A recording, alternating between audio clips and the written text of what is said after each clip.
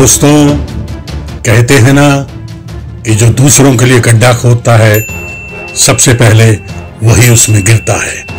यही हाल आज पाकिस्तान के मीडिया का है, जिसके ऊपर पार्लियामेंट में खड़े होकर इमरान खान ने पाबंदी लगा दी है।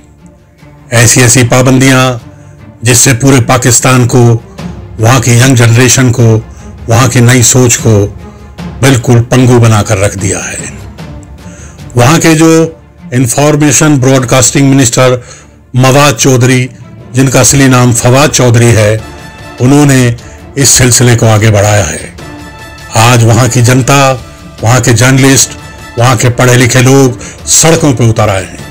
लेकिन कोई आश्चर्य नहीं होगा कि अगर शाम होने तक या कल सुबह तक कभी भी इमरान खान यू टर्न ले ले।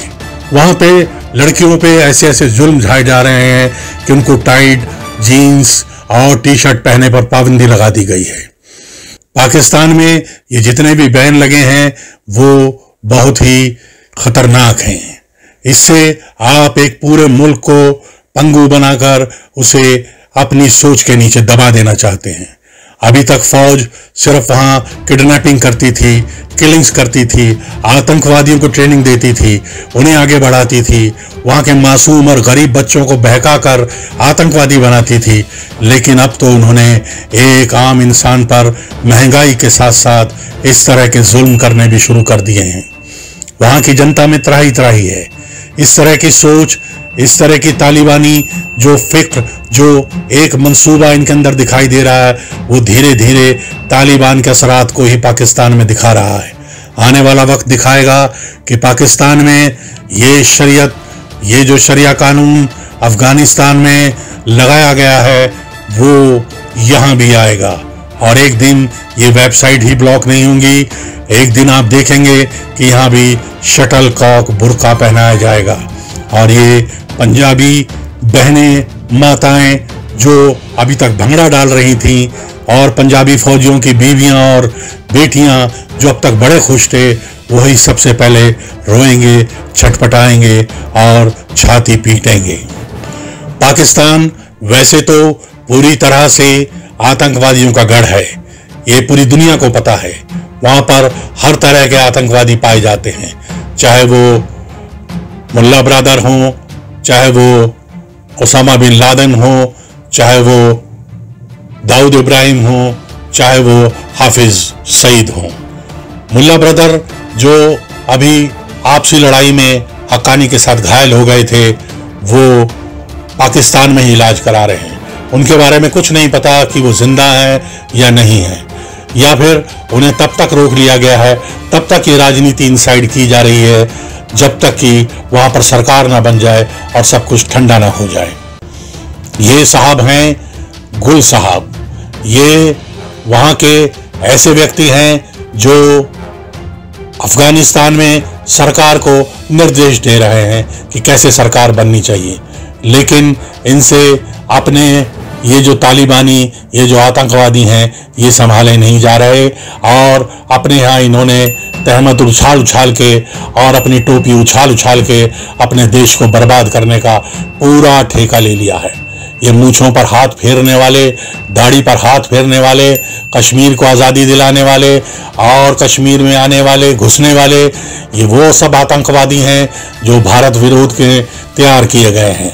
पाकिस्तान का एक ही फंडा है, किसी तरह से तालिबान को तैयार करो, उनको बहलाओ, बहकाओ, भरमाओ और हिंदुस्तान के खिलाफ उनका इस्तेमाल करो।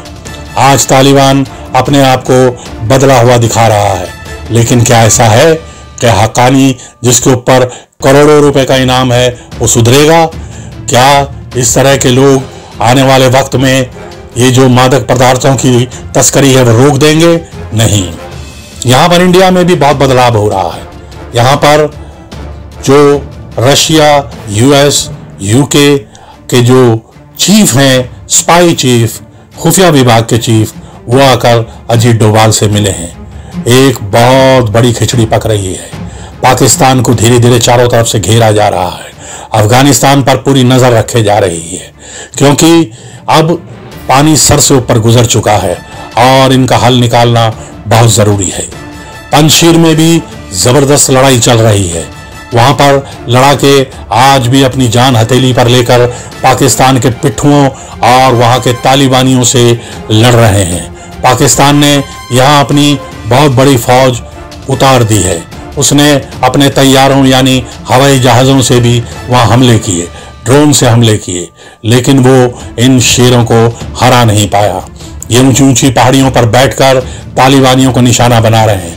अगर पाकिस्तान इस जंग में ना कूदता तो तालिबान कभी भी पंजशीर में अपनी एंट्री नहीं कर पाते, लेकिन फिर भी अभी पंजशीर शेरों के हाथ में ही है, यानी मसूद के हाथ में ही है।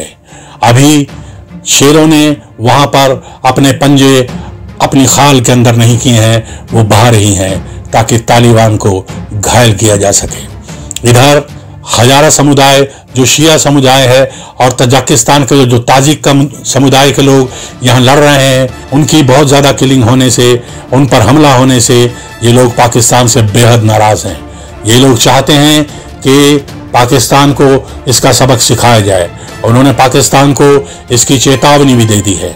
दूसरी तरफ तालिबानी जो बड़ा बड़ा मुंह खोलकर दुनिया को धमकाने की कोशिश करते हैं, जिन्हें हथियार चलाने के अलावा कुछ नहीं आता, वो ये सोचते हैं कि दुनिया उनसे डर गई है, लेकिन ऐसा नहीं है। आज वो पंजशीर को नहीं जीत पा रहे तो किसी बड़े मुल्क को तो वो क्या जीतेंगे। अगर ऐसी हरकत उन्होंने एक भी जगह कर दी तो सारे मुल्क तैयार हैं, उनमें ये बातचीत हो चुकी है, वो चारों तरफ से अफगानिस्तान और पाकिस्तान पर टूट पड़ेंगे। अमेरिका तो पहले ही पाकिस्तान के अंदर मौजूद है। ये एक पूरा गेम प्लान तैयार कर लिया गया है। पाकिस्तानियों के अकल में जल्दी कोई बात नहीं आती, इसलिए ये बात भी उनकी अकल में नहीं आ रही कि हमारे साथ आगे क्या होने वाला है। वहाँ के मुल्ला, मौलवी, पख्तून और वहाँ के जो बलूच है वही उन्हें खा जाएंगे। अब पाकिस्तान ने एक और झूठ बोलना शुरू कर दिया है।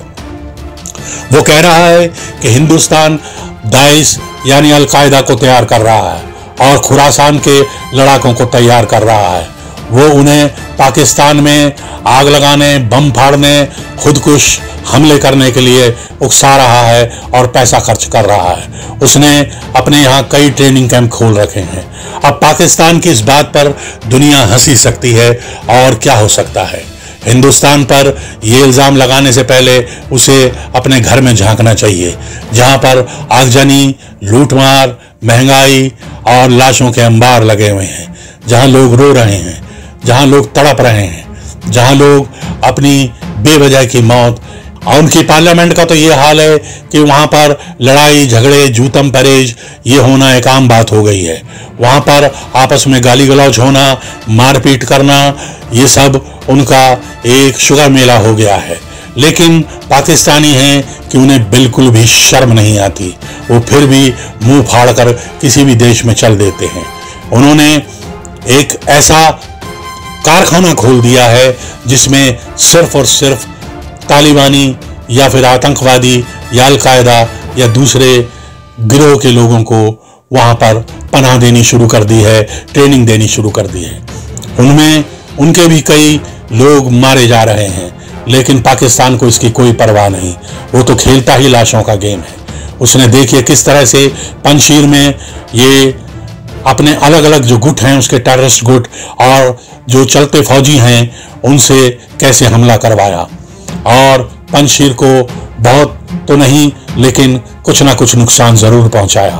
पाकिस्तान की खैर अब ज्यादा दिन की नहीं है। उसे मालूम है कि वो चारों तरफ से घिर चुका है, इसीलिए आज वो रोने, बिलखने और जगह जगह भागने के लिए मजबूर हो गया है। वो चाहता है किसी तरह से तालिबान को सब देश अपनी मान्यता दे दें ताकि उसके सर से ये पाप, ये जुल्म, ये इल्जाम हट जाए, लेकिन ऐसा होना नामुमकिन है। इधर भारत बैठा है। भारत बहुत तेजी से उन इलाकों पर नजर बनाए बैठा है जहां तालिबानियों ने पाकिस्तान की मदद से कब्जा किया है या फिर हमला कर रहे हैं। अभी पंजशीर बाकी है, अभी पंजशीर जीता नहीं गया है, अभी शेर मैदान में उतरे हुए हैं। चाहे कुछ भी हो, ये लड़ाई आखिर तक चलेगी। भले ही पाकिस्तानी चीफ जो हैं आर्मी के बाजवा साहब वो कुछ भी कह लें, चाहे इमरान खान कुछ भी कह लें, लेकिन लड़ाका अपनी जमीन कभी नहीं छोड़ते, अपनी मिट्टी कभी नहीं छोड़ते, अपने वतन को कभी नहीं छोड़ते। वो खून की आखिरी बूंद तक लड़ते हैं। और पाकिस्तान का पाला अभी बहुत सालों से किसी मजबूत देश से नहीं पड़ा है। जिस दिन उसका रुख किसी मजबूत देश की तरफ पलट गया, उसी दिन उसको वो हाल से गुजरना होगा जिसे वो सोच भी नहीं सकता। तो दोस्तों, अपना ध्यान रखिए। जय हिंद, जय भारत माता, वंदे मातरम।